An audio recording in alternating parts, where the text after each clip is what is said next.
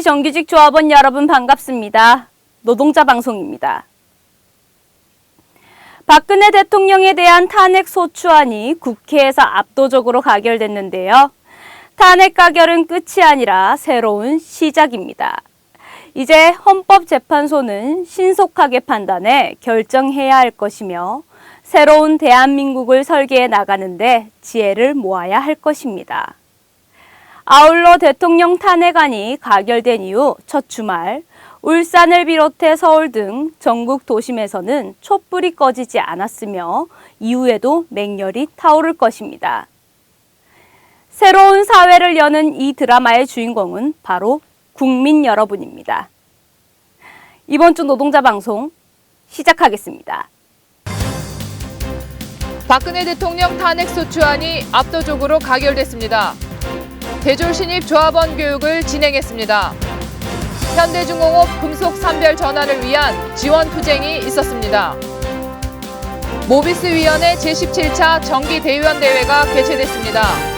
정비위원회 정기중앙운영위원회의와 제19차 정기대의원대회가 개최됐습니다. 전주위원회 제22차 정기대의원대회가 개최됐습니다. 지난 9일 대한민국 대통령 박근혜의 탄핵소추안이 국회를 통과했습니다. 이날 국회 본회의에서 무기명 비밀투표로 진행된 결과 찬성 234표, 반대 56표로 탄핵안 가결 요건인 재적 의원 3분의 1을 훌쩍 넘었습니다. 국민을 배신한 통치자를 국회, 곧 국민이 불신임한 것입니다. 국회의 역사적 결정을 끌어낸 주역은 광장에 켜진 수백만의 촛불이었습니다. 그러나 탄핵 의결이 촛불 집회의 끝은 아닙니다. 헌법재판소의 탄핵 심판은 언제 내려질지 모르며 이런 불확실한 상황에서 국회의 탄핵 의결은 광장에 울려 퍼진 시민의 목소리가 우리 정치, 사회 전반의 큰 변화로 이어지는 출발점이 되어야 할 것입니다. 지난 9일 예비군 여단에서 신입조합원 교육이 있었습니다. 7월에 입사한 대졸 신입사원 70여 명이 참석해 생소하게 생각했던 노동조합과 소통하는 시간을 가졌습니다. 박유기 지부장은 신입사원들에게 현대자동차 지부의 조합원이 된 것을 진심으로 축하드린다고 인사하며 현대자동차 노동조합의 역사와 흐름에 대한 전반적인 내용을 공유했습니다. 교육 첫 시간으로 고성길 노동안전실장은 조합원들의 안전과 산업재해 보상에 대한 교육을 진행했습니다.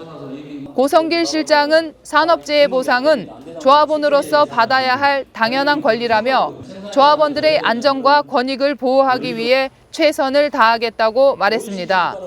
이어 김종원 후생복지부장은 지부 후생복지실 소개와 역할을 설명하며 신입사원들이 궁금해하는 후생복지 안내에 대한 교육을 진행했습니다. 마지막 교육으로 김호규 교육실장은 노동자, 노동조합 교육을 통해 신입사원들이 노동조합의 중요성과 소중함을 깨달을 수 있게 하는 시간을 가졌습니다.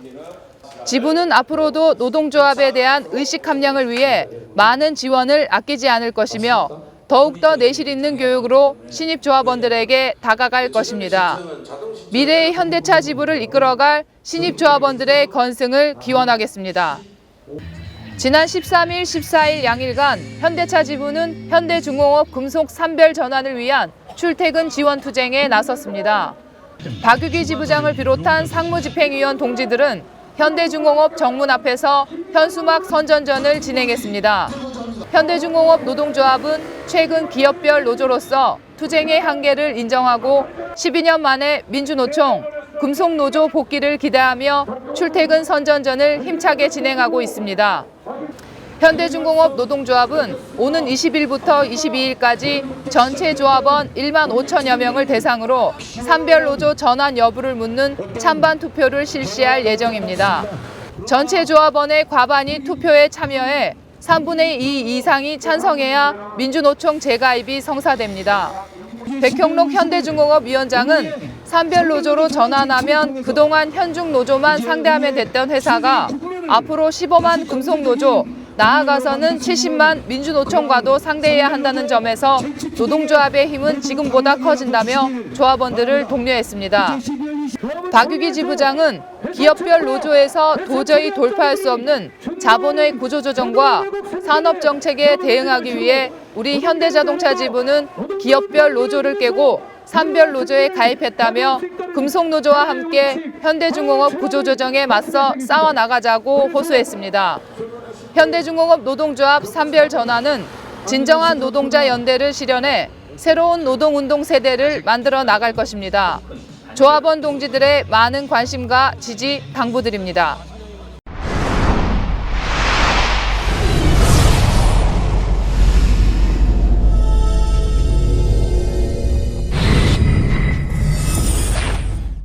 모비스위원회 17차 정기대의원 대회가 새로 선출된 11대 대의원들과 함께 12일에서 13일 양일간에 걸쳐 힘차게 진행됐습니다. 박효천 모비스 의장은 대회사를 통해 17차 정기대의원 대회에서 17년 사업계획과 예산안이 통과되면 본격적인 6대 집행부 2년차 사업이 진행된다며 숨가쁘게 달려온 지난 1년을 발판으로 진정한 6대 집행부 사업을 이루어 나가겠다고 힘주어 말했습니다. 이어 박유기 지부장은 11대 대의원에 당선되신 것을 진심으로 축하한다고 말하며 모비스 위원회와 17년차 사업을 하나의 뜻과 방향으로 힘을 모아가는 데 함께 하겠다고 강조했습니다. 이번 17차 정기대의원 대회는 16년 별도 회계 결산 보고건을 시작으로 타임오프 재정 관련 보고와 모비스 위원회 조합원 징계 보고가 있었으며 안건으로는 모비스 위원회 선거관리 세칙 개정 및 기타 토의, 결의문 채택 순으로 진행됐습니다. 대의원 동지들의 열띤 토론과 논리 공방으로 진행된 끝에 모비스 위원회 6대 집행부의 17년 사업 방향과 예산이 모두 확정됐으며 모비스 위원회 17차 정기 대의원 대회가 마무리됐습니다. 17년 차 사업을 힘차게 이끌어갈 모비스 위원회 6대 집행부의 왕성한 활동을 기대합니다. 지난 12일, 13일 양일간 정비위원회는 정기중앙운영위원회의와 19차 정기대의원 대회를 진행했습니다. 정기대의원 대회 2일차인 13일 오전 10시부터 정비실질임금 쟁취를 위한 서비스 사업부 규탄 결의대회를 진행했습니다. 결의대회에 앞서 의장 삭발식과 투쟁 선포식이 결연한 의지 속에 진행되었습니다.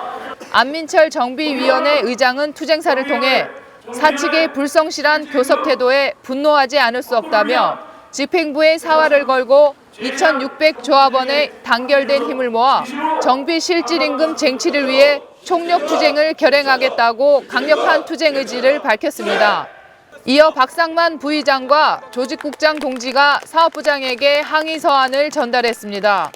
향후 정비위원회는 합의 시한인 12월 말까지 사측의 결단을 촉구하는 투쟁을 전개할 것입니다.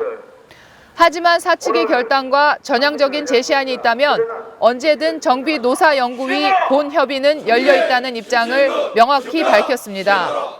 정비위원회는 천막투쟁을 지속적으로 진행할 예정이며 사측의 오만함을 꺾고 정비 실질임금 쟁취하는 그날까지 끝까지 투쟁하겠다는 강력한 의지를 밝혔습니다. 지난 13일 전주위원회 제22차 정기대의원 대회가 개최됐습니다. 김영구 수석부지부장을 비롯한 안주열 전주위원회 의장과 내 외빈 및 대의원 동지들이 참석한 가운데 기념 행사를 진행했습니다. 제22차 정기대의원 대회를 맞이하여 투철한 노동자적 의식으로 평소 맡은 바 업무에 충실하고 따뜻한 동지애로 조합원의 권익 신장 및 노동조합 발전에 기여한 공로가 컸던 모범조합원 포상과 부상 수여가 있었습니다. 김영구 수석부지부장은 축사를 통해 22년차 정기대의원 대회 힘찬 출발을 진심으로 축하하며 노동조합 30주년을 맞이하여 조합원들이 스스로 책임과 의무를 다하는 힘있는 노동조합을 만들고 10년을 준비하는 노동운동으로 우리 노동자들의 희망을 만들어가자고 밝혔습니다. 이어 안주열 의장은 정치 세력화와 지역의 힘없는 노동자들이 부당한 노동 탄압에 맞서 좌절되지 않고 끝까지 싸울 수 있는 기틀을 함께 만들어가고 싶다고 강조했습니다. 전주위원회의 17년 사업이 힘있게 나아갈 수 있도록 조합원 동지들의 많은 애정과 관심 당부드립니다. 박근혜 대통령이 국회에서 탄핵 소추안이 통과되자 피눈물 난다는 게 어떤 말인지 알 것 같다는 말을 한 것으로 알려졌는데요. 피눈물의 진정한 의미를 모르고 있다는 비판이 잇따르고 있습니다. 자식의 죽음을 가슴에 품고 이를 악물며 진실 규명에 나섰던 세월호 유가족들의 눈물. 물대포에 쓰러진 농민의 시신을 부검하겠다고 경찰들이 덤빌 때 제발 아버지를 지켜달라고 호소하며 유가족이 흘리던 눈물이 피눈물입니다. 당신 때문에 피눈물을 흘려야 했던 민중들은 당신의 얄팍한 피눈물 발언에 분노했으며 당장 퇴진하고 구속돼 참회의 눈물을 흘리기를 원합니다. 박근혜 당신은 아직도 피눈물이 무엇인지 모르니 말입니다. 그럼 이번 주 노동자 방송 모두 마치겠습니다. 시청 소감이나 다시 보기를 원하신다면 현자지부 홈페이지 또는 스마트폰 앱스토어, 페이스북을 통해 현대자동차 지부를 검색해서 이용해 주세요. 그럼 다음 노동자 방송 시간까지 안녕히 계세요.